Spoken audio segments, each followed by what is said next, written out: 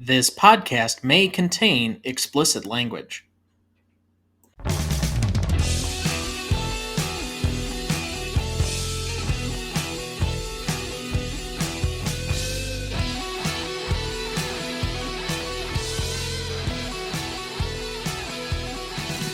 Welcome to the Greatest Movie of All Time podcast, the show that uses a unique grading style to redefine what the greatest movies are. I'm Tom Duncan. And I'm Dana Duncan. We also welcome our first-time guest, a long-time aspiring screenwriter with an agent, an accomplished playwright, and a nonstop over 65 and talking podcaster, Beth Webster. Beth, welcome to the show. Thank you. It's wonderful to be here. How are you tonight? I'm very happy to be here and I'm ready to go. Watched the movie 3 times. Just can't wait to talk about Parenthood. Excellent. So, Beth, with all new guests to the show, we like to ask a few questions to allow the audience to get to know you. So first up, just tell us a little bit about yourself, what you do, and why you love movies. I guess I fell in love with movies when I was at college. And The African Queen was on television. And it was Tampa University. It was the wild, wild west, the 60s, 70s, crazy times. There was a panty raid in my dormitory. And I didn't even hear it or see it because I was so enraptured with the movie. I wanted to be on the Dick Van Dyke Show. I wanted to be, the one who was typing. I wanted to be the girl. And so I went with my girlfriend to Hollywood before there were computers or anything. We had 40 stacks of the screenplay that we wrote about, it's coming out now, but it was about Barbie and Ken. And it was 20 years later, and she had a basket ass, and her dream wardrobe was a sweatsuit, and the Dreammobile was a Suburban, and she had 3 kids, and it was messed up.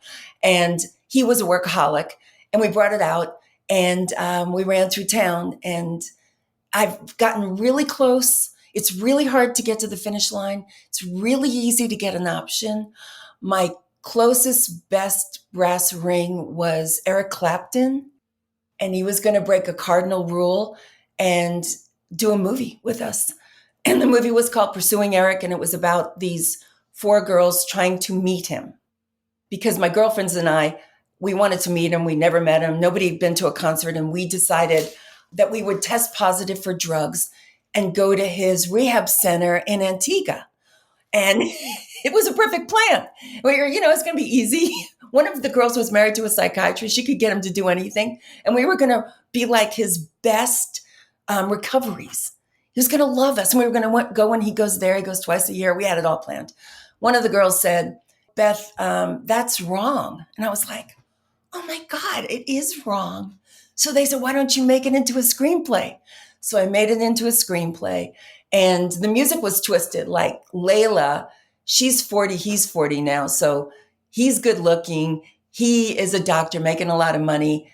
And he has her on her knees, right? Like all of the songs were twisted up because she's not 21 anymore. And he read it and he liked it. And he didn't have an agent. He had a lawyer, and they were taking it to Hollywood to get a green light from me. It was on his lap on a plane. Okay. So I'm like out of my mind. I've already told everyone in my town that I've made it, buying champagne for everyone, because how can it go wrong, right? So there he is at Columbia. He goes to the record guys first, and he's got 3 kids with his new wife, and he didn't want to be on tour very much anymore. So they had this kind of contentious thing. And then the guy goes, what else are you here for? So he says, well, I'm walking this over to the studio part. And he said, what do you mean? The music guy. And he goes, well, we've got the screenplay and we're going to get a green light and it's going to be great. And the studio executive, the music guy says, Eric, you can't do that. You're an icon. So I get this letter from Eric Clapton that says, I'm going to err on the side of caution. His whole life, the only time he's ever erred on the side of caution, and it's me. So I mean, I got sob stories that you wouldn't believe. So close, so close. Everything was so close. Peter Fonda, I had millions of things going, and you just can't get it. I've had an agent for 30 years. He loves me. He doesn't call me, but he loves me. And so that's my major focus, is getting that done before I die now. And I do say that to him. please. And so plays are easy because you can get people in your town. I don't live in LA, so I can't be on their baseball team or, babysit for their children or anything. But in my town, I can get plays done. So I do that. What I adore about podcasting, and I've got over 300, is nobody can stop me. Nobody can stop me. I can do it. I can do it all by myself. I don't have to wait for him to call me back. And so this is my life. And I love movies. So yeah, movies are my focus, and they get me out of depressions and everything. I mean, I have watched The Thin Man about 400 times because it'll stop me from drinking. It'll stop me from crying. I just love it. So yeah, I've used movies to save my life, I think. So you clearly have a passion for this. So then it begs the question, what is your favorite movie and why? Oh, The Producers. The Producers is so funny. And I mean Zero Mostel. I was raised in New York, and I went to school with the nuns, okay? Like, that is one of the reasons I'm a mess, is entirely from kindergarten to high school, girls' school, horrible, horrible, terrible, going to hell for everything I did, right? But these nuns got us on buses, and we saw everything on Broadway, everything. And they would get special tickets because they were nuns, and we saw it all. Zero Mostel was fabulous. The Producers, every single minute of that movie is perfect to me. I want to laugh. I really do. Like I can, laughing is, they call, they say dying is easy, laughing is hard, right? In Hollywood, The Producers, and Gene Wilder is crazy. Is crazy perfect. So, oh my God, and the Nazi, every single moment of that movie was, so yeah, that to me, a perfect comedy. But I will say that Parenthood is a perfect comedy. It is, and it's got a terrible title, and people won't even watch it. The cast is amazing. Everyone was perfect. Babaloo, Mandel, and Lowell are like two of the greatest screenwriters. So yeah, I lean towards comedy, and I don't think anything's really funny right now. Like, it's hard without offending people to be funny. So I'd say The Producers. I'd have to, and that makes me sound stupid. I'd like to say Dr. Zhivago or something, but I can't. David Lean's great, and I love him, but I can't do it. I can't lie to you. Well, as Dad normally likes to say, the movies is one of the few art forms where you go collectively to the same thing in order to have an individual experience. So certainly we are not in the habit of movie shaming on this podcast. No. Whether you have not seen something or you like something that may not necessarily be everybody's favorite, that is quite all right with us. We are fans and supporters of movies everywhere. Although I am glad that you decided to pick the original with Mostel and Wilder, because I love Nathan Lane, but it's better. Well, you also have some issues with Matthew Broderick that we don't need to get into on this show. Yes, unfortunately, I met him. You did? And what happened? Well, it was not a pleasant experience. Wow. Again, another time, another place. So finally, what makes a good movie for you? I have to root for somebody. I have to love somebody. And really, I did this deep dive into the writers of Parenthood, and they did Night Shift, they did Splash, they did a whole bunch of movies. And they say that if you can make someone care, then the laugh, instead of being at 7, it'll be a 10. If people love you, and that's what I like. If I fall in love with a character, he can take me almost anywhere, and I will laugh louder and harder because I love him. And so anybody that can create that for me, and I don't fall for a lot of people. Like, I'll go to movies. I mean, I review movies, and most of them I can't get into it. If there isn't anybody, and especially if they're rotten, like I can do Jack Nicholson for some reason. He can be totally rotten, and I will forgive him and I will love him. But a lot of anti-heroes, if they're cheating on their wife or they smack their dog, I'm like, I want you to die now. You know what I mean? I want somebody to shoot you because you hit your dog. I'm very tender about it. But if I fall for somebody and I'm on the ride and I get on the roller coaster and I'm on the roller coaster for the whole movie, I'm grateful. and I will see it again. And I will see a different movie every time I see a movie. I'm definitely with you there. I have some of the same issues, but it's mostly having to do with like TV shows. If we get to a certain point in a story and I just don't care for the characters anymore, I just don't find any reason to continue on with the show. It's why it took me a little bit of time to get into Succession the first time around, because all the characters are kind of horrible, but I eventually found somebody to root for. What did you root for? I'm a Kendall guy. I've always been a Kendall guy since the initial episode, because I also feel like the forgotten son at times. But it's all right. Really? It's a feeling, Dad. I can't necessarily say it's rational.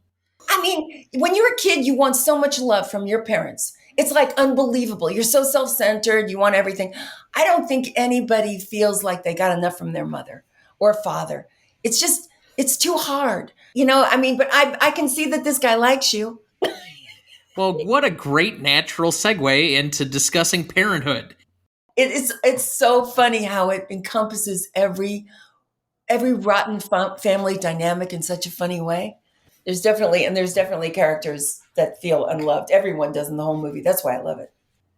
So tonight, we apply our patent-pending Stanley rubric to a Steve Martin classic of the 1980s with a star-studded cast, Parenthood from 1989, directed by Ron Howard, written by Lowell Ganz and Babaloo Mandel, starring Steve Martin, Keanu Reeves, Rick Moranis, Joaquin Phoenix, although in the movie he goes by Leaf, and Dianne Wiest. This movie was nominated for 2 Academy Awards, including Best Supporting Actress for Dianne Wiest and Original Song for Randy Newman. So, Beth, you picked this film. What made you select it for this week's discussion? There was even more stars in this than the ones that you mentioned. This is the best casting I've ever seen. When you asked me what movie, in 1989, I guess I was in my mid-30s or something, right? So I had an 8-year-old and a 4-year-old. So I watched the movie, and I was big into Steve Martin and Mary Steenburgen, right? And, like the kid who can't play baseball and he's going to end up being like a murder, a psychopath, like all the little problems with the kids. And, do you think, would it be all right if I threw up? Yeah. And then the kid throws up on you. There were 17 kids amongst this little group of guys. They took real things that happened in their real lives. And the movie starts with the kid throwing up on him. And that happens to everybody.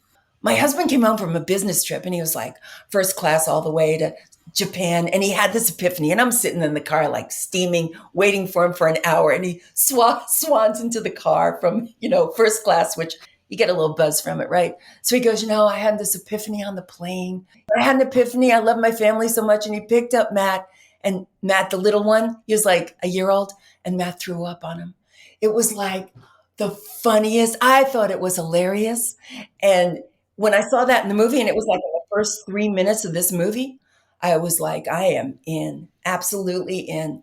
And the second time I saw it, I had scary middle schoolers. Like my oldest son had hung on his overhead fan a stuffed animal, a bunny, and he stabbed it. That was what I was dealing with. Keanu Reeves. Joaquin Phoenix is that guy. He's got this like paper bag and he stalks through the house and he goes up to his bedroom and nobody knows what's in his paper bag. Middle schoolers are scary. They are. And so I was Dianne Wiest's best friend watching at that time. And then when I got older and the kids were gone, Jason Robards has this kid who he just doesn't want to work, right? So then I'm with him. And the last time I saw it, which was just about right before we talked, I was in the grandmother camp. It's like, is grandmother in the car? Is she even home? It's like, that's me. It's like this afterthought. So it's like, I've seen the movie 4 times and I've been 4 different age groups. And this movie resonates with 4 different age groups. That's amazing. I never had that experience before in a movie, and I don't think I'll have it again because it's a little late in the game. But Parenthood is for everybody, I think. So, Dad, you're a longtime fan of both Steve Martin and Ron Howard. Why don't you give us a little background on each of them coming into this movie? Well, I watched Steve Martin as he started in his comedy routine because he used to be a writer with Rob Reiner, actually, and Bob Einstein on the Smothers Brothers. And he did bit parts on the Smothers Brothers. And so I followed him through Saturday Night Live. And then he made the transition to movies and Seeing the Jerk, directed by Carl Reiner. So this was about his third or fourth movie. For Ron Howard, I watched him go from child star on Andy Griffith up through to Happy Days, watched that through. He leaves Happy Days, goes into directing Splash, Night Call, which was Michael Keaton. You sure that's the right name? I thought it was Night Call. It's Night Shift. Night Shift. Excuse me. Yep, Night Shift. And so I followed his career. So when this movie came out, it was December. I saw it in December of 1989. I was dirt poor, just out of law school, and my wife was working for a department store as a area manager. And about 6 weeks before we saw the movie, we find out she's pregnant. With yours truly. Yes. So going to see this, I walked out of the theater and I about had a come apart because I'm like, oh my God, I didn't think it was going to be this much work. That is so funny. And I'm not sure I know what I'm going to be doing.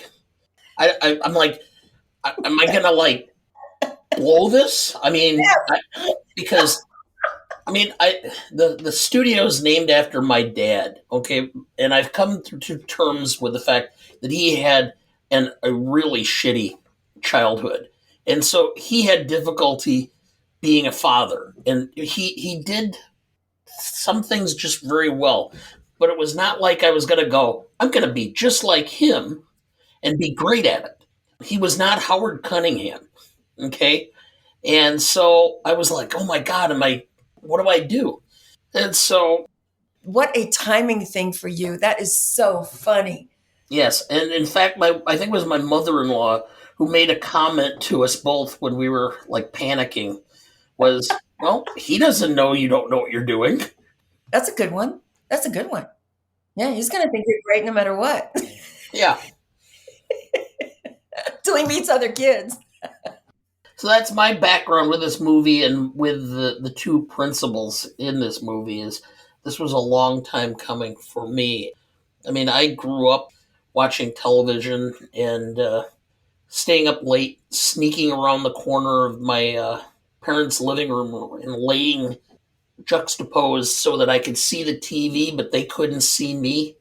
Wow. So I could stay up until 9 o'clock watching TV when I was supposed to be in bed for. I used to do that on the top stair, and my eyeballs would come down like a spider. So I guess every kid figures out a way to stay up. So normally I would open this question to the whole audience, but for the expedience of time, I will save that just slightly. The normal question would be, what is this movie about? But I'm going to preempt that a little bit because I think that you get exactly what this movie is about from one line of dialogue. You need a license to catch a fish, but they'll let any butt-reaming asshole be a father. He delivered that line. Oh, did he deliver that line? Yes, it's the best line of the film.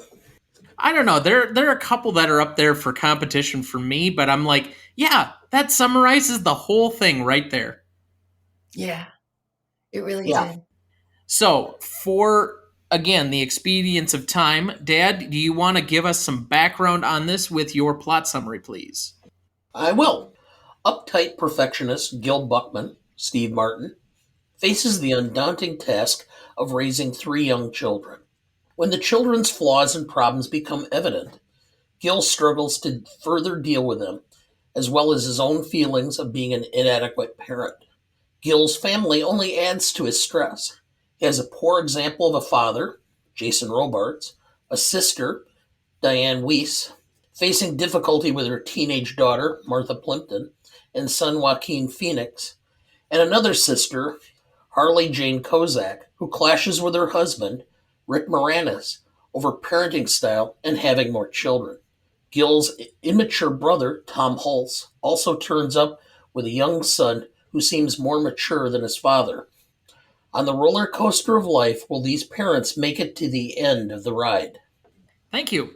Cast for this movie: Ron Howard as director, Lowell Ganz and Babaloo Mandel as writers, Steve Martin as Gilbert Gil Buckman, Dianne Wiest as Helen Buckman, Mary Steenburgen as Karen Buckman, Jason Robards as Francis Frank Buckman, Rick Moranis as Nathan Huffner, Tom Hulce as Lawrence Larry Buckman, Martha Plimpton as Julia Julie Buckman Higgins, Keanu Reeves as Todd Higgins, Harley Jane Kozak as Susan Huffner, nee Buckman, Eileen Ryan as Marilyn Buckman, Joaquin Phoenix as Gareth Gary Buckman Lampkin, Helen Shaw as Grandma, and Jason Fisher as Kevin Buckman. Recognition for this movie: Parenthood was released on August 2nd, 1989. The film opened at number 1 in its opening weekend, earning $10 million. It eventually grossed over $100 million domestically and $126 million worldwide. Parenthood garnered 2 Academy Award nominations for Best Supporting Actress for Dianne Wiest and Original Song for Randy Newman. It was also a nominee by the American Film Institute for their 100 Years, 100 Laughs series. The movie's central premise has twice been adapted into TV series, with one first in 1990 that went for 1 season on CBS, and a second series in 2010 that ran for 6 seasons on NBC. Parenthood currently holds a 92% on Rotten Tomatoes, an 82 score on Metacritic, and a 3.4 out of 5 on Letterboxd. Did you know? This movie is based on Ron Howard, Brian Grazer, Lowell Ganz, and Babaloo Mandel's experiences as parents. Did you know? Martha Plimpton plays the older sister of Joaquin Phoenix, aka Leaf Phoenix, but in real life she dated his older brother, River Phoenix, for nearly 5 years. Did you know? According to Ron Howard in an interview, the scene where Helen discovers the nude pictures was actually an incident that happened to producer Brian Grazer. Did you know? In this film, Steve Martin plays the father of several children. In reality, Steve Martin did not become a parent until he was 67 years old in 2012. Did you know?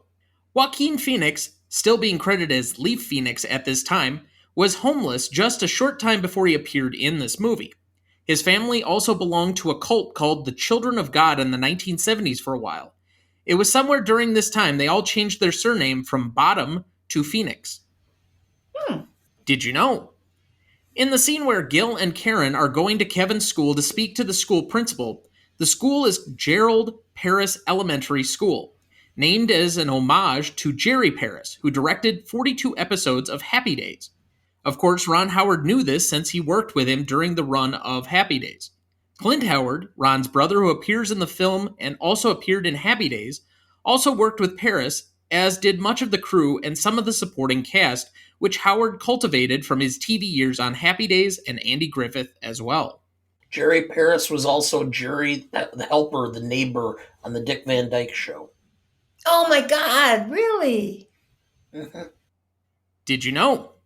Grandma, Helen Shaw, inhales the helium balloon and says that when she was born, Grover Cleveland was president.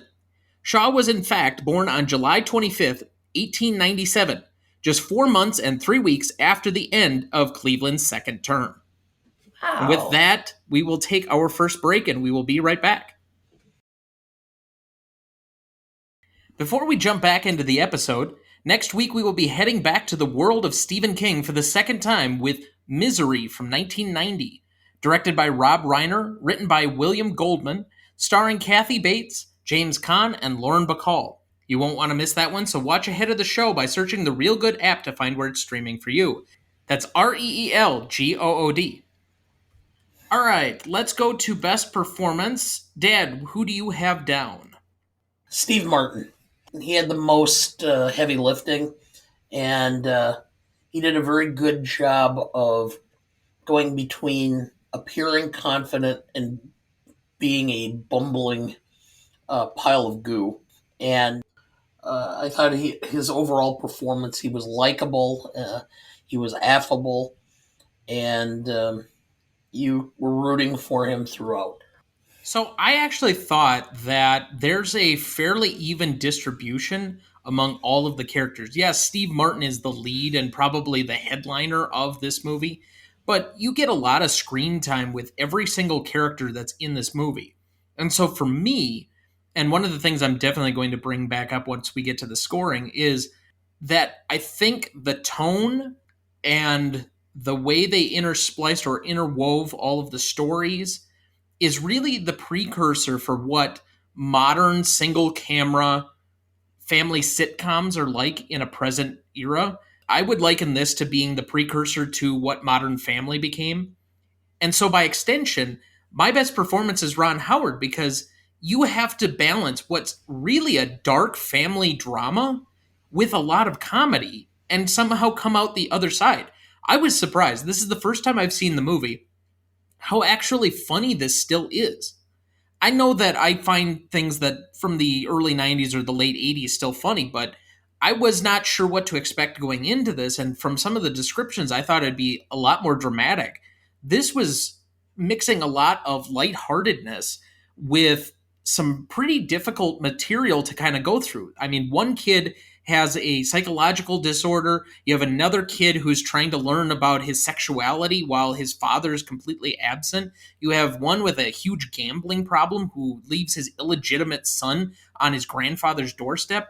And all the while, how this movie starts is striking in itself because you have Steve Martin's character as a young boy psychoanalyzing his past through this, I don't know, scene or mechanism inside of his own his head as he's remembering what happened to him as a kid.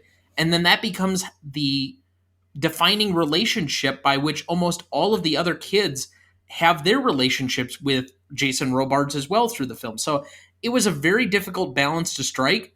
And even though I think one of my meta commentaries on this is that it's like watching 4 episodes of TV inside of 2 hours, and they just called it a movie, that's still something that should be lauded. And given what Ron Howard's career has been, and he's had some very up and down moments, for him to pass off 2 previous box office bombs right before this and kind of roar back with this, I thought should be the example that I would go for in best performance for me. Beth, what do you think? I will say that I did love all the characters, and I love the casting director, did a great job. And Steve Martin spent an awful lot of time with those children, playing with them, visiting with them. And the way he bounces off the older boy, like when the older boy is watching Cowboy Bob, and he's got this look of wonder, it made me cry. He made those kids capture their reaction, a childlike reaction. And it took him a long time to get their trust and to get that to happen. You know, most people don't want to be in scenes with children or dogs. You know what I mean? They just don't. And he embraced the fact that he was going to be outplayed in every scene if he got those kids to do what they were supposed to do. And it was, so to me, he was generous. And the Cowboy Bob was just, it was a wonder. And then the catching when he caught the ball. And that is a thing that happens. Like, everybody has a kid who can't hit the ball, who can't catch the ball. It's like you don't think you're going to get that kid, but you do. And it's just excruciating to watch, to go through it. It's horrible. And so, you know, when he did catch the ball and that dance that he did was so, I was like that. Your heart is on your sleeve. It's so horrible to have children because you're, like when they drive in the car for the first time, you want to put your body on the car so that the other car will hit your body and not your child. It's so abnormal to have a child. It's just, and he really did capture, they all did, just how intense it is. But he was, oh my God, to me, masterful. So I have to give it to him. Cowboy Bob, I think, is my favorite character. Secondary performance. Dad, you and I love Jason Robards when he was in All the President's Men. Yes. This just completely reminds me exactly why. He has an ineffable quality about him that can be vulnerable, yet he's very much a stern father figure that you pay attention every time he speaks. And the emotional journey he goes through during the course of this movie to get from point A to point B, that he's a terrible father and he has to go to his own son for advice. But even then, he's still doling out words of wisdom. I just think is amazing quality work by a truly professional actor. I agree. I had him as my best secondary as well. And the fact that part of the movie is that even as a parent, you can continue to grow in the role because he embraced raising his grandson.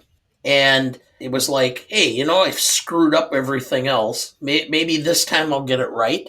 But I do have to say that I have Dianne Wiest close second on this. She did a phenomenal job. I think this was probably the first film I'd ever seen her really in or paid attention to her. And she had all the range of emotions. As part of my previous life, I did some divorce work, and she reminded me of so many women who their husbands abandoned them for another woman, and the emotion, because it not only it raises self-doubt about you and questions your own ability to have levels of self-worth, and she brings that out throughout this.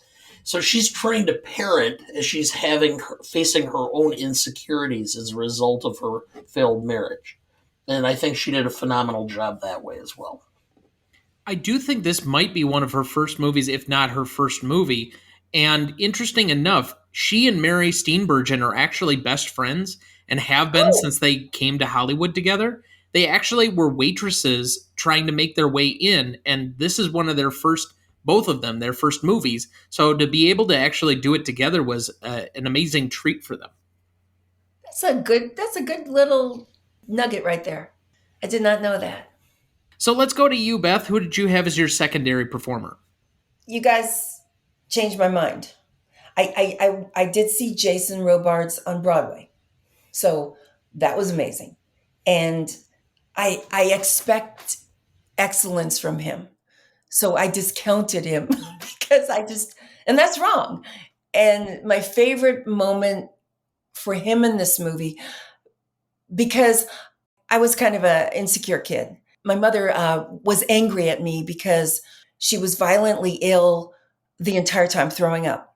She said I was a very horrible fetus. It's like I had no hope. There was no hope for me. You know what I mean? So it was like it was not a great relationship. She wouldn't feed me. She didn't want to look at me.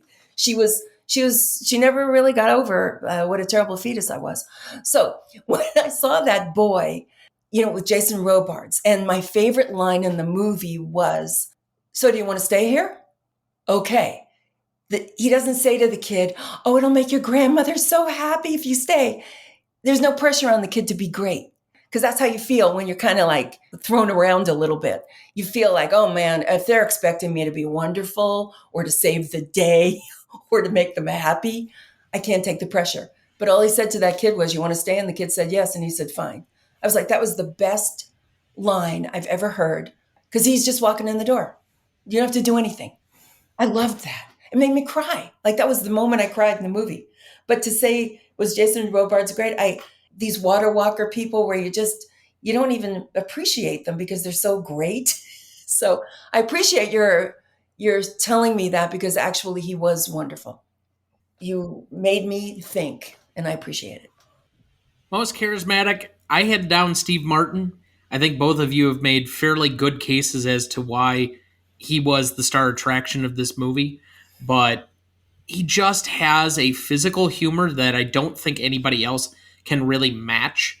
There's a presence about how he controls and contorts his face in order to be appealing, and yet never feels like it's too silly or too goofy for you to be out of the movie. And so because of that, I think he carries large portions or huge scenes in this movie. You talked about the Little League game or the Cowboy Gil scene. I do think that is part of the endearing quality of this movie. So he gets my most charismatic. Beth, who did you have? It really was great casting. And I also went through a little period of bulimia. Okay. I'm so old, I don't even care what people think anymore. So that beautiful Harley person, when she ate her Twinkie, and she was hiding food, And she was so gorgeous and he was so like lucky. You know what I mean? And she was in the kitchen with Mary Steenburgen talking about how, oh my God, he just turns me on so much. It's like, and he's not going on his knees. I am so grateful that you even look at me. And she's all worried about herself. And then she goes into the closet and eats the wonderful, I think it was a Twinkie. It was, what Fab Five. It was one of those fabulous little things in cellophane. And I watched her the whole time. And she's so pretty and she doesn't know it. And everybody doesn't like it about her. And I don't know what happened to her as an actress. I was expecting a lot from her because she had good timing, comic timing. She was incredibly beautiful, but not unlikable, which is really hard for a woman to do. Like I usually hate beautiful women because that's my job, but she was so likable. So I don't know I should look up what happened to her. So anyway, I'm giving it to her and I'm probably the only one. Dad, who'd you have? I have Keanu Reeves. Ooh. I mean, you can see right there. He has a certain self-effacing ability. Even when he was in the Matrix, you could tell that he never completely takes himself as an actor and a person, and it comes across in his acting. He doesn't believe himself so serious. There's just something that's a vulnerability in his character and everything he does that I have never seen another actor quite portray. He has a way of making fun of himself, even in the most demanding, serious parts, that gives a certain air of vulnerability that makes you like him. Very good.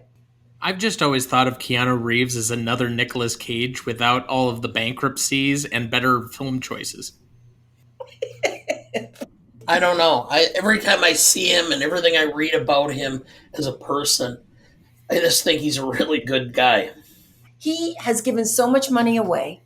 He is so generous. He's done so many wonderful things without putting his name on it that he really is that guy. He really does stop and help you with your flat tire. He really does. Like he brought sandwiches and every day with the film crew on a movie with no money. He didn't make a whole bunch of money, but he made enough money to take everybody out to lunch every day. And he didn't end up with any money at the end of the movie. There is something decent about him. I think you're right. All I care about is seeing John Wick 4. Well, he says he makes so much money off of those movies that he could just live on that alone and never have to worry. Pretty much. Let's go to Best Scene. I have nominated Birthday Baseball Game, My Son Cool, Cowboy Gil, Slapping the Salami, Flashcards, I'm Not Gil, Roadhead, Frank Asks Gil for Advice, and Roller Coaster of Life. Do you need me to explain any of those, or did I miss any?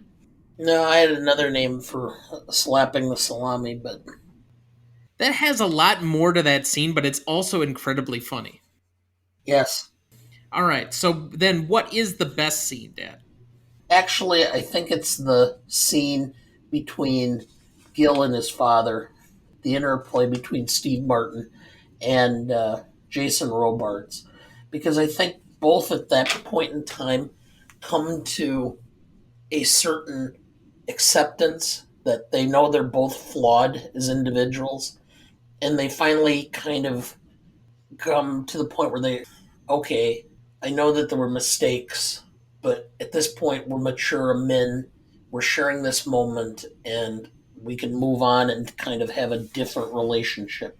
The fact that Robards in the film comes and asks his son for advice shows that he recognizes that he is a good person, a good father, and I think that kind of builds or instills a level of confidence in Gil that he did not have up until that point.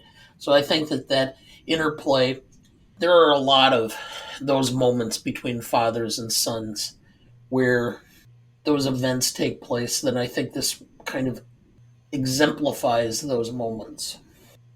I think realistically, you could say that most of these scenes could be the best scene for any one particular character. Cowboy Gil might be Steve Martin's best scene. Roadhead might be Mary Steenburgen's best scene. Flashcards is clearly Rick Moranis's and his wife's best scene, and I'm drawing a blank on her name. Slapping the Salami is Keanu's best scene.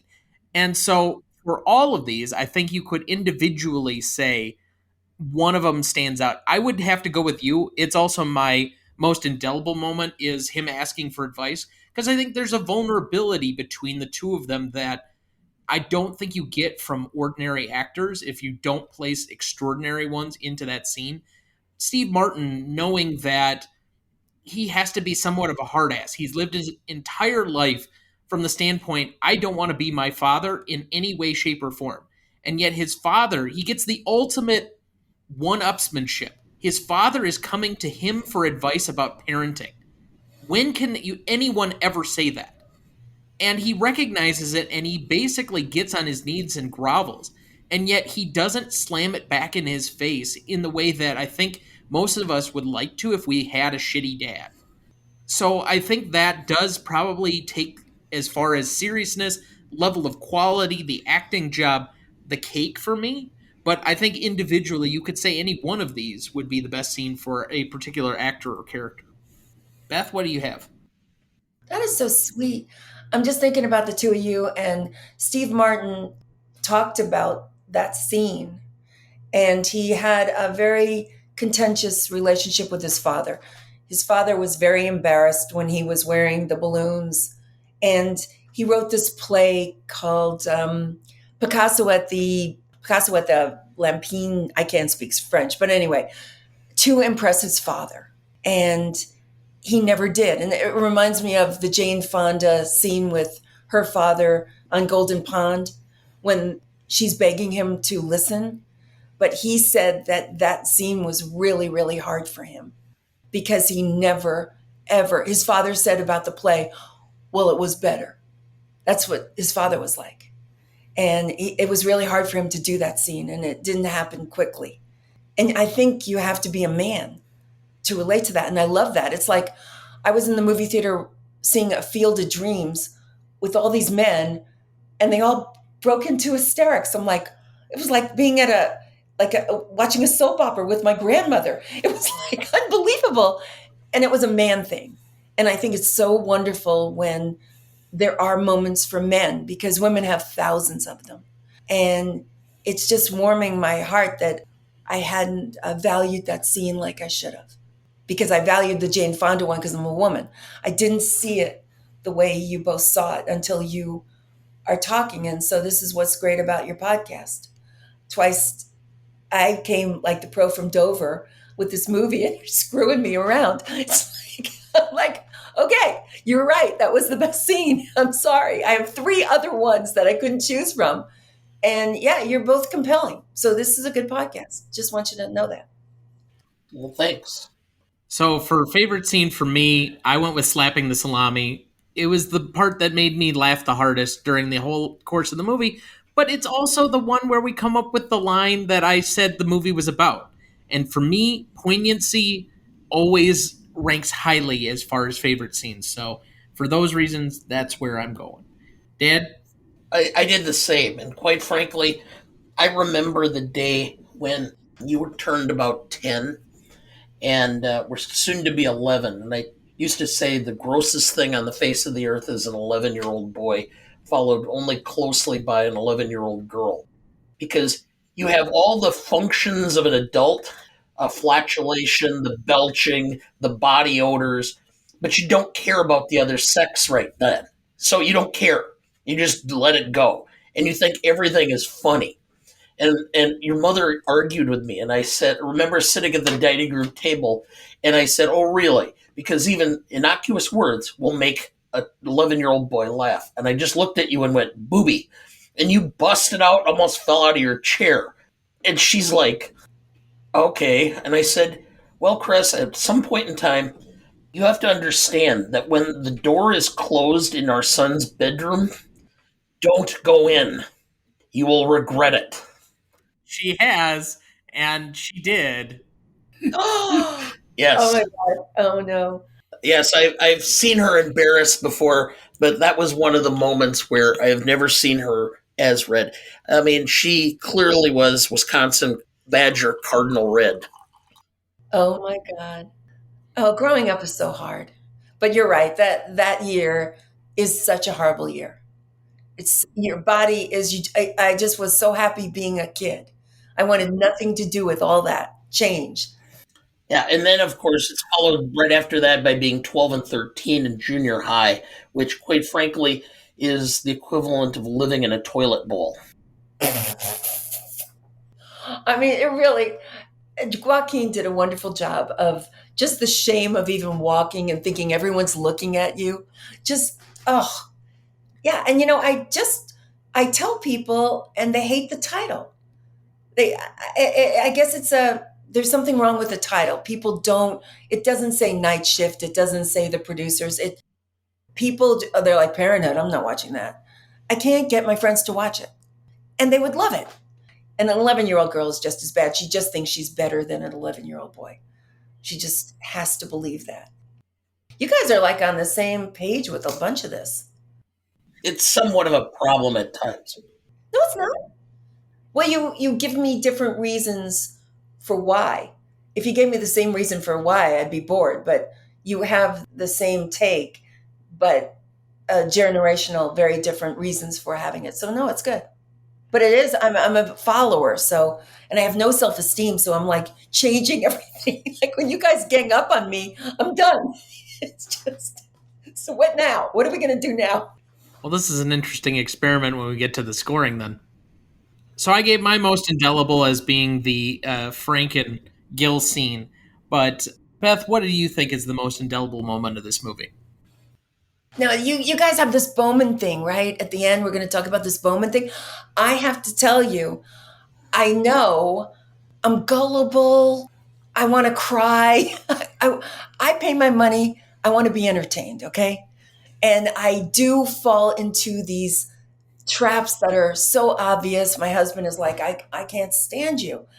So I have to say, at the end, when the baby is the Bowman baby, I was like, it did. So it kind of wrapped it up into, oh my God, life is so gorgeous and lovable. And I know you guys were sitting there going, and so that's what it was. No, he was. I have my own take, and I'll Okay. address it because it makes perfect sense to me. Okay. It did? To me, Yes. it feels like they skipped from episode 4 of the first season to like the season 4 series finale, all in the moment of like 10 seconds. Now, It was tacked on. You thought it was like just hugely tacked on. Okay. Yeah. no, there's I a can reason see why. that. It was tacked on, but there's a Yeah. reason why. I could see, we'll say that a lot of people weren't going, oh, like I was. I think, yeah, I think, I can't remember who I was with, but I was with people who didn't appreciate it. I thought it was adorable. And it did make me get up out of my chair in a fabulous mood. And I just kind of on air walked out of the theater. It gave me a buzz. Now I'm trying to be ashamed of it, but I still can't manage it. So just going to be proud. So, Dad, enlighten me. What? Why is it in there?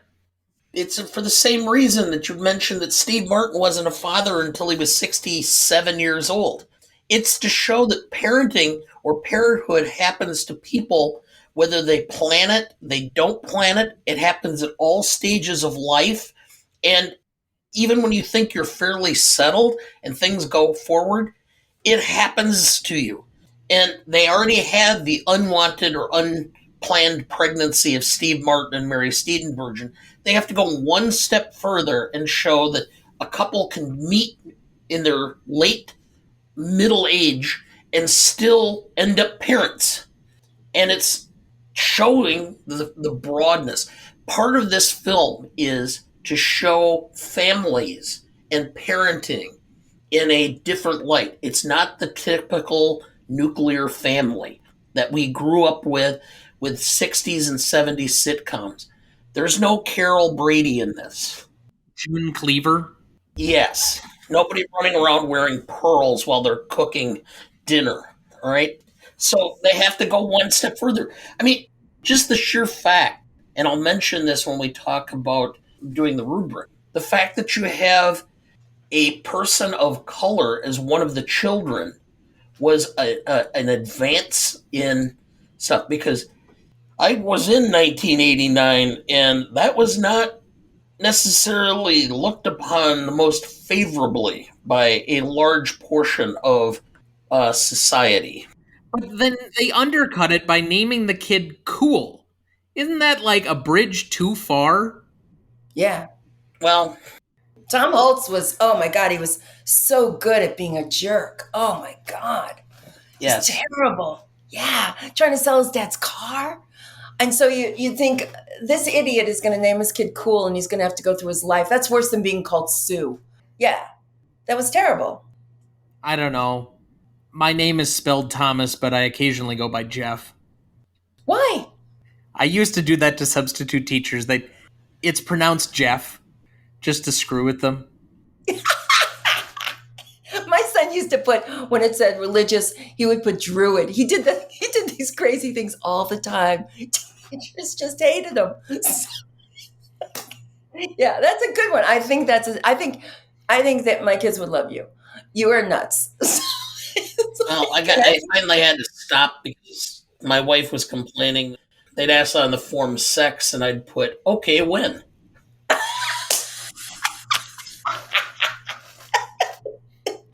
Yeah.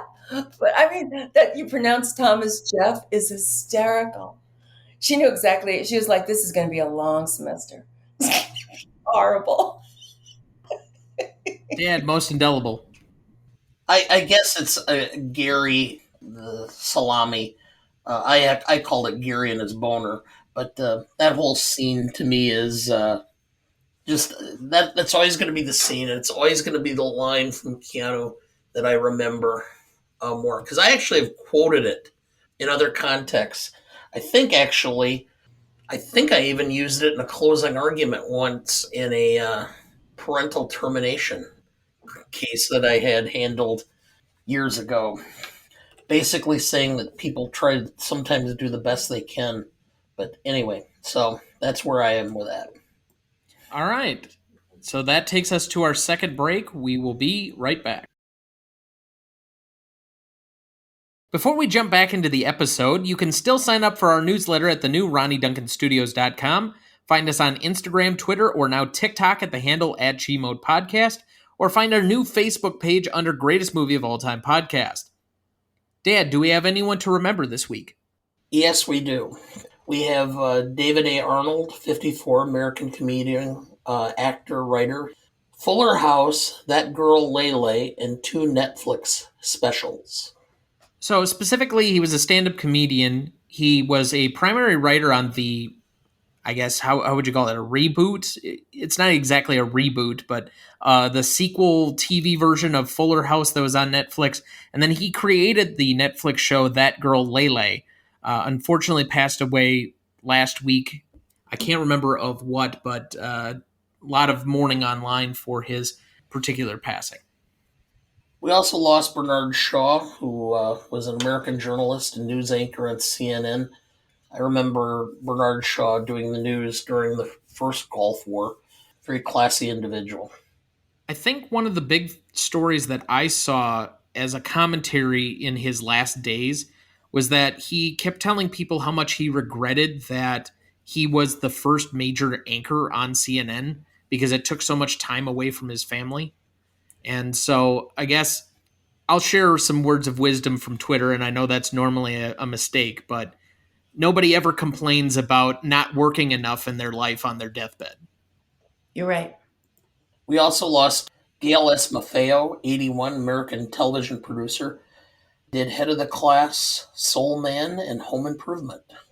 She's another one of these faces that we seemingly have on a weekly basis that if you were to see her, I'm sure you might recognize her, given the fact that she was in countless TV shows and long-running series, going back to, I think, even the 50s. And so she's been involved in a lot of things for a long time. Obviously, somebody that I think most of us have some sort of connection to with one of her characters over many years. Jack Ging, '90 American actor. Was known for The A-Team, The 11th Hour, and in the film High Plains Drifter. He was also in a couple of other Clint Eastwood films as kind of the heavy and somewhat of the antagonist, such as Hang 'em High, but he was also a recurring villain on the A-Team. So if you were a fan of old Clint Eastwood westerns or the A-Team series during the 80s, you would recognize this guy. We also lost Marsha Hunt, 104. American actress, was in Pride and Prejudice, Blossoms in the Dust, and The Human Comedy. I think she might be one of the few remaining people that had been alive that was affected in Hollywood by the Red Scare. Part of the major piece of her obituary was how she, despite not having any communist ties, the fact that she irked a lot of the Hollywood conservatives at the Screen Actors Guild at the time, she came in and was part of the board, apparently got her on this list. And she went from one day being a huge contract player to having absolutely no work to do within the span of a few weeks. Unfortunately, that happened a lot, including who we talked about earlier, Zero Mostel. Lastly, Jean-Luc Godard, 91, was a French director.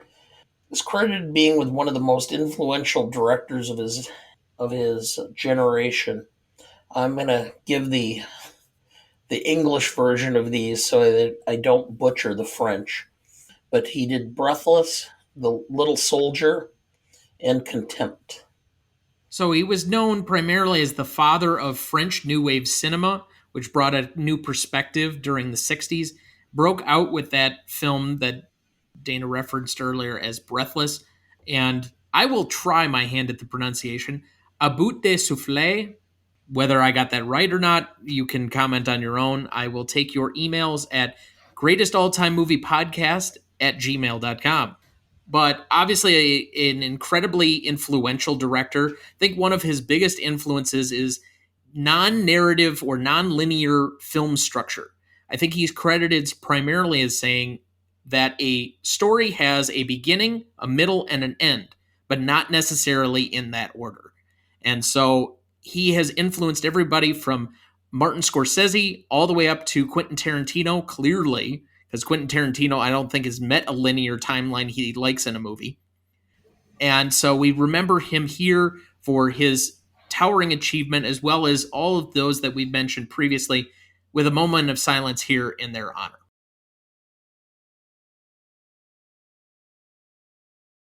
Thank you. Let's move to best funniest lines. My first one up. Todd. You know, Mrs. Buckman, you need a license to buy a dog or drive a car. Hell, you need a license to catch a fish. But they'll let any butt-reaming asshole be your father. That's my best Keanu. I can't do better. Go ahead, Dad. Julie.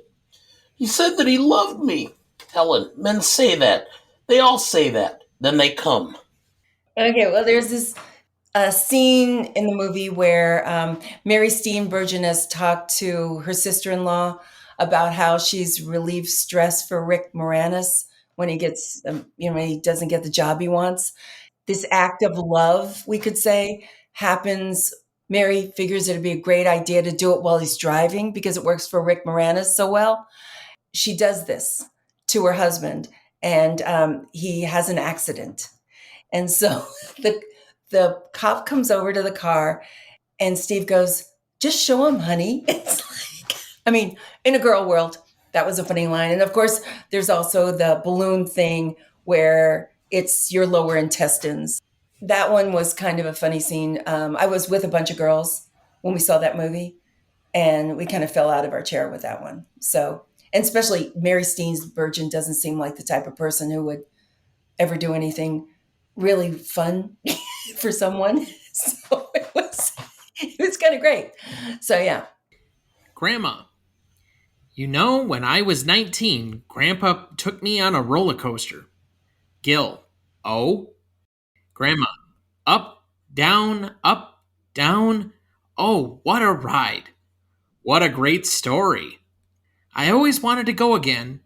You know, it was just so interesting to me that a ride could make me so frightened, so scared, So sick, so excited, and so thrilled all together. Some didn't like it. They went on the merry-go-round. That just goes around. Nothing. I like the roller coaster. You get more out of it. Larry Buckman, after rolling from a moving car, standing up and brushing himself off. Hi, Dad. Dinner ready? Frank. What was that? Larry. Huh? Oh, some friends just dropping me off. Frank. Friends? Friends slow down. They even stop. That was a good one. Do you really have to go? My whole life is have to. Helen. Open this door, goddammit. I just want a little respect. Not a lot, just a little. Do you know why I'm having sex with machines? Because your father went to have a party and stayed to raise 2 kids, and I have no life. Frank on parenting. It's like your Aunt Edna's ass. It goes on forever and it's just as frightening. Gil, that's true. Frank, there is no end zone. You never cross the goal line, spike the ball, and do your touchdown dance. Never. Kevin, when you're sliding into first and you're feeling something burst, diarrhea, diarrhea. When you're sliding into third and you feel a juicy turd, diarrhea, diarrhea. When you're sliding into home and your pants are full of foam, diarrhea, diarrhea. When you're driving in your Chevy and the pants are feeling heavy, diarrhea, diarrhea.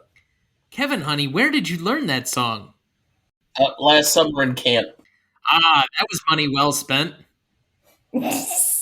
Julie, I can't do this. This is too intense. Helen, this is marriage. My last one. Frank, Gil, you have a good memory. Was it yours or Helen's or Susan's wedding I got drunk at? It was all 3, Dad. Congratulations. Well, which one did I punch the band leader? That was mine. We have photos. I'm having them blown up for the commitment hearings. Gary, what is it with all the women in this family that makes all the men in this family want to leave? Joaquin, that was a good one. All right. Let's go to the Stanley rubric then. Legacy is up first. Dad, do you want to go first or second? I'll go first. The industry still respects this. I did some research, and the fact that it was on the 100 laughs list, the critics still love it. It was nominated for that list. It was not on it. Okay, all right, excuse me, nominated. So I went for the industry with a 3.5. It's not ideal. It's not like everybody just raves about it, but it's still highly regarded. From the public, this is where I had a problem, which is you mention the film to people, and I just tried it to general people I ran into, and it's generally where they're going, like they're searching their mind for what it was, or have they seen it? And then you mentioned Steve Martin, 1989. Oh, yeah. So this is not held up long term. I still think it's probably one of Ron Howard's best, which is why the industry likes it, but the public has kind of lost interest in it. So I went with a 2 for the public. That gives me a 5.5 for Legacy. Unfortunately. I think, unfortunately, it's low for what the quality of the film is. So you and I are in much different places because I think the legacy of this is not necessarily in the movie itself, but what the influences it has becomes. Like I said, I think the legacy is mostly in TV. This gives birth to me to the single camera family comedy of the 2010s. And that's what most family sitcoms are these days. Even the family dramas are all single camera stuff. And this was not something that was being done in 89. You had a lot of the All in the Families. You had Full House. You had stuff that was multi-camera. It was all kind of staged out. And it's the way things had been done since the time of Dick Van Dyke. No, earlier than Dick Van Dyke, it was done by Desi Arnaz. Fair enough. But even so, I think this gave a new perspective to how to do more melodramatic stuff, but with a comedic flair. You didn't have the high hijinks of what sitcoms were at that time. And as a result, I think not just from the movie itself, which I think gives it a boost, but thinking about the progression of TV and TV sitcoms to what we have now, I think this is actually a 5 because I think it's more of an unheralded influence than it is anything else. I don't think people will directly point and say, oh, yeah, Parenthood changed the game on TV and sitcoms because it's a movie. But I think if you really put the through lines through, I'm going to give it a 5 on that side of it. As for the industry, in complete agreement with you. I think for the most part, if people know the film, either they were alive when it came out and kind of have a recollection of Steve Martin being in the thing, but it's not one of the movies that Steve Martin is famous for or Ron Howard is famous for. And if they know the name just sight unseen, it's probably for the sitcom from the early 2010s. And so I just don't think that there's this clamoring for it. As was mentioned earlier, it's not a movie that is easily available or that people just put on for the sake of putting on, despite it being somewhat of a comedic movie. You would think that more people would probably watch this, but given its availability issues and the rest of it, I only had to go with a 2.5, so I'm at a 7.5 overall. Beth, what do you got? My angle on it is the screenwriters, if I'm allowed to do that. Babaloo, Mandel, and Lowell Ganz in the Writers Guild. This movie, they won an award. And it was a lifetime achievement, but they said, the two of them and the writers, they called it an American Ibsen. It's very difficult to do as a writer what they did. And the actors make it look easy because they were all great actors. So to me, that was the genius of it. And the characters that they created, it was books and books on each one of these characters that no one ever saw. So if that could be allowed, I think that none of the words were changed. Not one word was changed in the movie. And there were ad-libbers everywhere. And everybody said, no, this script is perfect. We're going to do the script. So I don't know if that's allowed, but I think the script made everyone look great. I think it deserves a 5 for that. I think the title is awful or something is wrong and people don't see it and they never like if you talk about funny movies, it's never on a list of funny movies, not even Cowboy Bob. I don't know what it's like. It's invisible. It's the invisibility cloak is over it and it just disappeared. And I do believe you're right that it affected, there was even a show called Parenthood. It affected future television shows and how they operate and how they succeed. So I would say it got a 2 on the second one because no one even wants to see it. So I don't know what I can't add. You'll have to do that for me. That's a 7 for you. You don't need help with the math, right? No, I got my calculator up. So that's a 6.67 average between the three of us. Impact significance. Had a couple of Oscar nominations. This continued the Steve Martin run of the late 80s into the early 90s as he was somewhat of a movie star at that point, particularly for comedies. Was a #1 film when it came out, promoted several members of the cast to go on to other bigger movies, and helped propel Ron Howard back from his 2 prior flops into the A-list director category again. So for me, I think it's a pretty easy 4.5 for the industry, even though it doesn't reach the highest of heights. This isn't like one of the most acclaimed, but I think it has enough stuff that surrounds it to boost it up to a 4.5. It's a 3.5 for the audience, though, for me, since this was a #1 film and produced over 100 million at the box office, but I don't see that the audience did anything more than show up initially and then let the thing kind of just fade out. There was an initially planned TV series that was only 12 episodes, and they aborted it midway through its first season run. It just didn't have the legs, and I think to a certain degree, it was a little bit ahead of its time as to what TV was. People didn't understand where this category of film and single camera sitcom was going to go. It wasn't necessarily ready for it yet. And so by extension, I think the most I can give it as a #1 film down is somewhere in the 3s, but also I don't want to give it too much higher than that either. So I'll end it at a 3.5. That's an 8 overall for me. Industry, I had a 4 because of the Academy Award nominations, and simply because so many of the critics really liked the film, gave it high marks. And I went with a 4 because the public did watch it, and this was a very popular film, both in the theaters and on VHS rentals at the time. It had legs that lasted within the first year, where almost everybody, I think, at some point saw the film, or at least portions of the film. And it was discussed. It was one of the water cooler films where lines were quoted and performances discussed. So I went with an 8 for the impact and significance for total. I wonder because it was a big hit for the industry. It was a big hit when it came out, and it kind of was a sort of big hit with VHS because you kind of watched those movies with people. I really don't think it's holding up when you watch it alone. I think you need a crowd.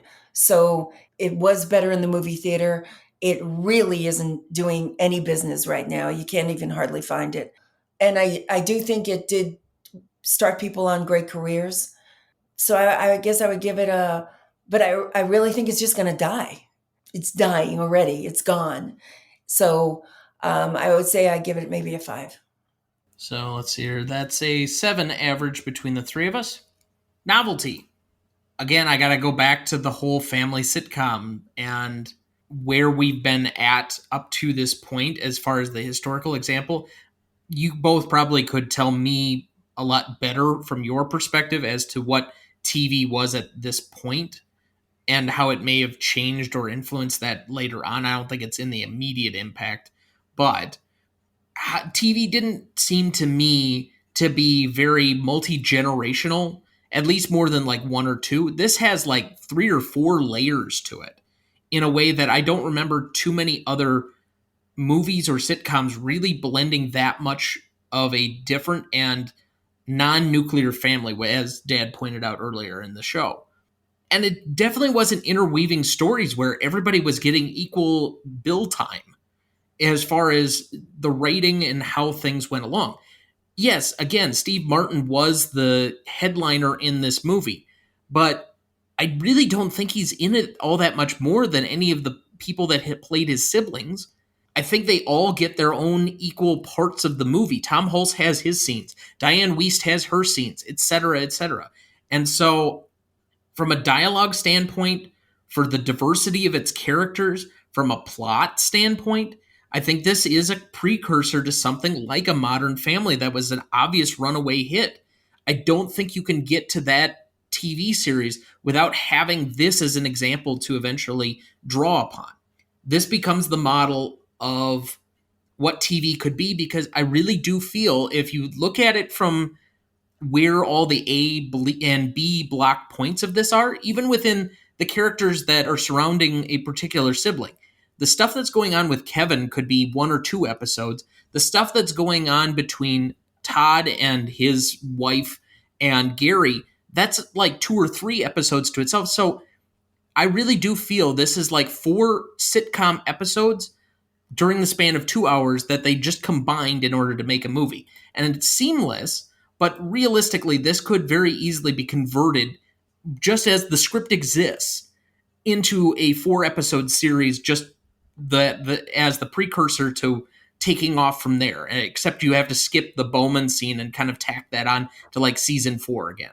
So I'll make that point. But it's why I've wondered, despite his success in movies, why Ron Howard never really returned to TV in some form where he mostly grew up. He's got a good feel for tone, particularly with sitcoms. I think he could do a few of these well and create some shows that might be enduring, but for whatever reason, he's just kind of stayed in movies, and he hasn't been particularly successful for a while now. So I end up at a 9. Beth, what do you got? Oh, I want to go last. Can I go last? Sure. Now I'm all confused. I'm thinking, what are you gonna? You go next. Go ahead, Dan. All right. I have novelty a little bit different, okay, and I went at it from a different angle. This is one of the true first films that I have ever remember with this level of an ensemble cast. I mean, there were so many individuals that were on equal footing within this. And to that extent, this was derived from television.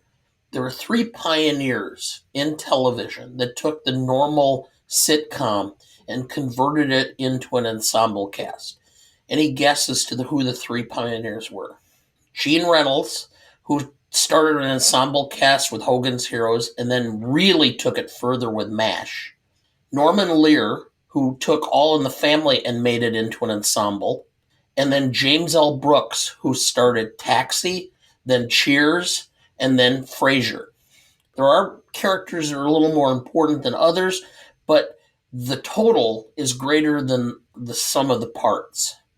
And so those three were very influential, and I can see their marks into the concept of this film, whether it was intentional or not.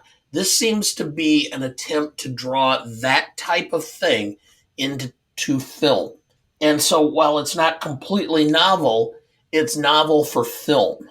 And so that's why I went kind of on the high side, but gave some points down because it's still a family drama and a family thing. So I went with a 7.5 on novelty because of the fact that it really took the true ensemble cast and made it into a film. All right, you're up. Okay. The novelty is we have to go back in time, like real back. And the fact that this story had a nice family and had a scene with a flashlight that wasn't a flashlight, that was never done in a movie with nice people at the time. There was no kid like Kevin in a movie where Kevin had problems, emotional problems. We never dealt with that. And that the dad was worried he was going to be a shooter on top of the tower. That was really big. There was no such thing as a nice family and a mom finding pictures of the daughter naked and handling it the way she did. And the paper bag with a nice boy who looked like that. This movie said and did things in a way that was palatable for America to accept. So many times in this movie, you never, Diane Wiest at that party, and he that nobody even knew people had those things back then. Dildos, that was not a thing. It was not discussed. And then Diane Wiest, the cutest person in the world. And then we still love her, and mom and dad are there. It just broke so many barriers down. And I would say for novelty, I would give it a 9 because I remember how novel it was. I was old enough I'd never seen those things touched, especially by lovely people. So I would say it really did create a new avenue for families on sitcoms to be real, to be very, very real and still lovable. Now you can buy them in Walgreens. Or across the parking lot from Four Seasons Total Landscaping. Exactly. Dad, classicness, your category. Well, I alluded to this earlier, which is the fact that we have a child of color, and that was rather novel at the time. We talked about sex. We talked about boys having erections, and it did in a fairly classy way. It wasn't dirty or whatever. And so there's nothing in this film. I mean, most of the female characters are well empowered. There's nothing that's horrible. Maybe a little bit more diversity would have been interesting, but for the time frame, the fact that they had something that was cutting edge, overall, I have to say it's a 9 because it did so much and did it well, and it's not cringeworthy. So, where do I start with this? I agree with all of your points, except there are at least 2 very glaring points in this movie that didn't sit well with me. 1, for comedic effect, we are poking fun at a school shooter. In 2022, Twitter would have a field day. Like, this movie would be canceled faster than you could snap your fingers. 2, there's child pornography in the first, 10 minutes of the film. I knew you were going to bring that one up. How does this film get away with that? Like, seriously.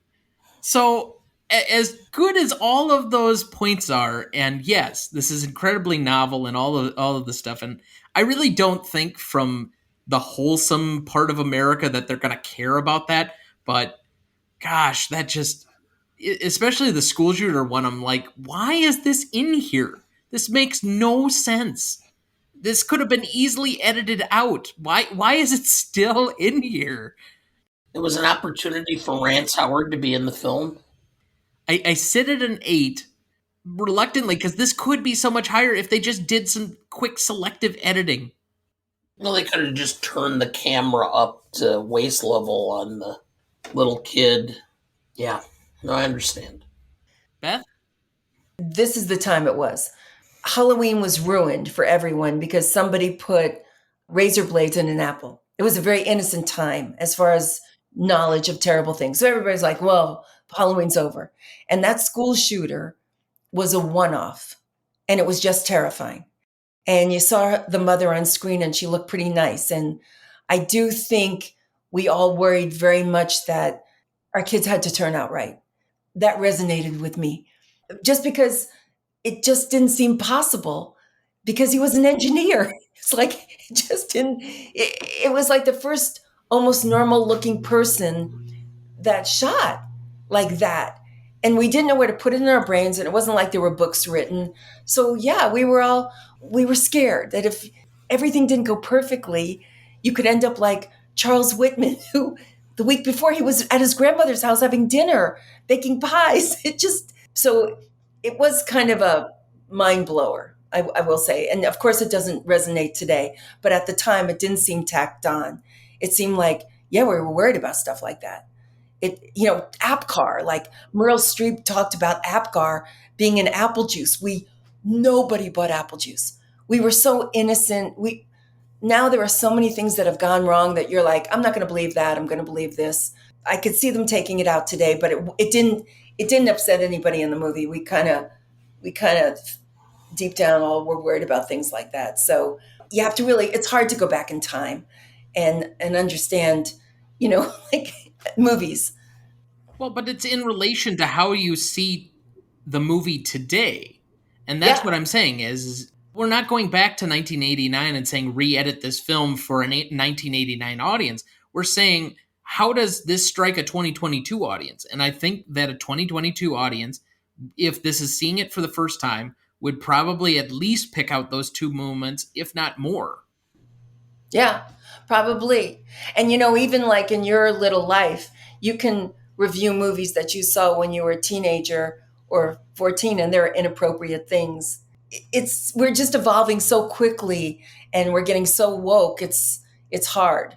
But yeah, I don't think it would hurt at all. I think you're absolutely right. I don't think it would hurt at all today to take that out. So what's your score? I give it a 5. Okay. Wasn't the bell tower shooter at Texas A&M? I thought it was just Texas. UT. University of Texas, yeah. Okay, I knew it was in Texas, but I thought it was at A&M. But okay, Texas. All right, yeah. Well, yeah. It was terrifying, wasn't it? Yeah. Wasn't this the first, like, school shooting? The first, like, picking off people from up? I think it might have been the first time that we ever saw that. And so the whole country was done in by it, really. But yeah, you could take it out today. So that's a 7.33 average between the three of us. Rewatchability. Beth, we usually give this to our guest who selected the movie. What do you think? Well, Thomas, who goes by Jeff, I would say a 10 because I watch it every single time. I'm a different generation, a different 10-year period, and I'm seeing a different movie, and I don't know of one other movie that resonates with me like that. So I'm giving it a 10. I think I'm going to go with an 8 here on this one. I found this mostly charming and surprisingly pretty funny, so it was enjoyable for watching it the first time. I think I'd probably get more out of it the second time, but this is something I could see myself rewatching. The problem is just where is it going to be on? And if I have to rent it again, I'm not sure the entry point for me to be able to see it is as high as some other movies that are just always on Netflix or Prime or whatever else. Exactly. Dad? It's a film that I not only would rewatch and would like to watch again, it's actually a film that I would like to sit and watch. I mean, this is a film that I could see us as a family putting on while we're, celebrating a holiday and we're kind of bored and nobody can agree on anything because it's light enough and it's a comedy, so it's not going to bother everybody in the family, which, for good or bad, our family has a little bit divergent of interests. So I went with an 8.5. You don't need help with the math, do you? If you'd like to give some, It was an 8, an 8.5, and a 9, 10. a 10. All right. Are you good with decimals, Pop? Well, I like decimals. They not as much as I like commas because I like to see a lot of commas when I'm looking at my bank account. So that's an 8.83 average between the three of us. Audience score, we had a 79% for Google users and a 76% for Rotten Tomato users for a 7.75 overall. So to repeat the categories, that's a 6.67 for legacy, 7 for impact significance, 8.5 for novelty, 7.33 for classicness, 8.83 for rewatchability, and a 7.75 for audience, giving us a final total of 46.08. Hmm. And currently placing it on our list between Rio Bravo and Roman Holiday. Oh, Roman Holiday. To just be mentioned in the same sentence. Oh my God, that was a great movie. All right, remaining questions. Does Gil have the same anxiety issues as Kevin? I think the film goes a long way to imply it and clearly state that he was undiagnosed, but what do you think? Probably. Do you think his father, do you think Jason Robards has the same problem and he drinks it away? See, that might even be a better question because I think part of his backstory or reasoning motivation was he says to Gil at one point during the film, I didn't want to be so worried about you as a kid. So that's an Yeah, interesting right? thought. I guess I hadn't considered it, but that might even be a better question. Yeah. Why did we need to shoehorn in the Ken Bowman story at the end? We already discussed.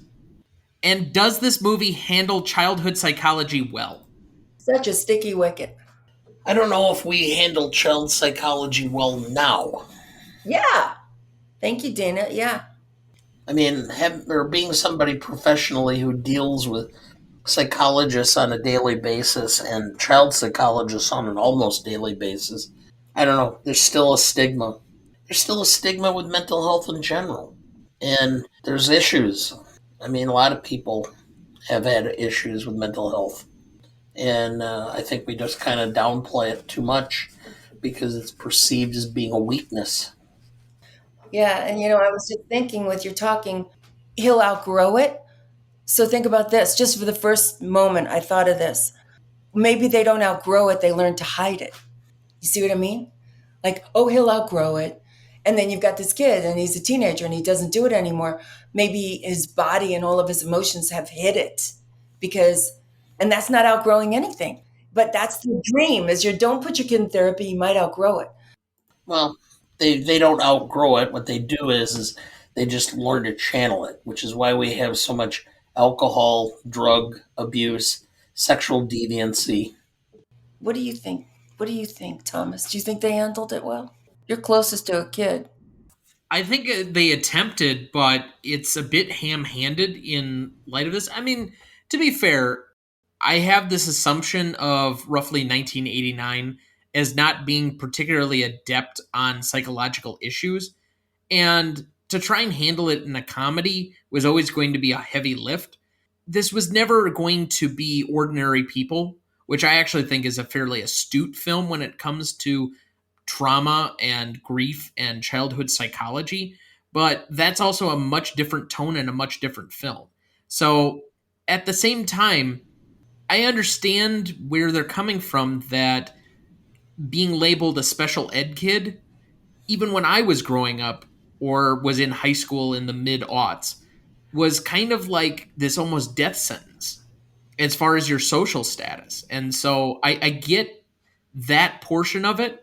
That being said, to somehow make a joke of the fact that his wife supposedly was a pothead in college and that has to do with their son's anxiety issues, we now know that it's just the opposite. He should be taking edibles. Yeah. So, any remaining questions for either of you? No. No. All right. Well, thank you for being on with us, Beth. For anyone that's interested in finding your work, where can they find you? I've got a podcast, Over 65 and Talking, and it's everywhere. Just put that in. And that's what I do.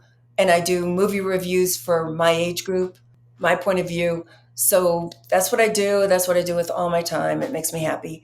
And I enjoyed this very much. It was so in depth. You're both delightful. I think all this time, and I know it was a lot, went really fast. I enjoyed every minute. So I want to thank you. And I really appreciate the invitation and the time I spent here. Well, thank you very much for your compliments and kind words. I know Dad and I both appreciate that. Dad, any final thoughts for the week? No, not really. I mean, next week we're doing Misery. That's the one aspect of this podcast that I like is we don't seem to do two things in a row. It's always very unique each week. It's definitely a long, strange trip. Well, I'm going to listen. Well, thanks. Yeah, every time somebody talks about that, I start thinking about Cheech and Chong. And thank you all for listening this week. That will do it for us. Where are you headed, cowboy? Nowhere special? Nowhere special. I always wanted to go there. Next week, we will be heading back to the world of Stephen King for the second time with Misery from 1990, directed by Rob Reiner, written by William Goldman, starring Kathy Bates, James Caan, and Lauren Bacall. You won't want to miss that one, so watch ahead of the show by searching the Real Good app to find where it's streaming for you. That's REELGOOD. Please like, follow, rate, and review, or whatever on whichever platform you have so that you can join in our fun. You can also email the show at thenewRonnieDuncanStudios.com, sign up for our newsletter, find our new Facebook page under Greatest Movie of All Time Podcast, or find us on Instagram, Twitter, or now TikTok at the handle @GModePodcast. The Greatest Movie of All Time is a production of Ronnie Duncan Studios. Our show is mixed, edited, and written by Thomas Duncan. Our music is thanks to Purple Planet Music. Our technical provider and distributor is Captivate FM.